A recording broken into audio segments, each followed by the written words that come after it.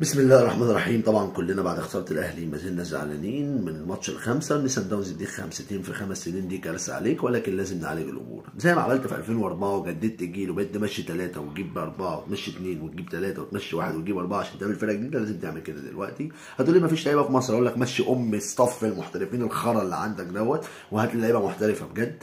يا عم رجع لي وليد ازارو وكافيرو، ده انا عايزه، وهات لي نور، وهات لي صانع العاب، وهات لي باك شمال، وهات لي جون الشناوي. شيل لي من الشناوي شرط القياده، لان الشناوي خرا واديها لعمرو السوليه او علي معلول او حمدي فتحي، حد يزعق للناس دي. يا كابتن محمود ما تقعدش مع اللعيبه كتير لو سمحت، لو سمحت ما تقعدش مع لعيبه كتير، اللعيبه ما بقتش خايفه منك. مشي لي زكريا ناصف، ومشي لي محسن حاج محسن مش عارف اسمه ايه، وهات لنا انيس بوجلبان وعلاء ميهوب. الناس دي شوافه وتعرف تجيب لنا لعيبه كويسه. يا جدعان استفيقوا، الاهلي هويته اتطمست بره، ولو كولر فشل رجعوا لنا موسيماني، احنا عايزين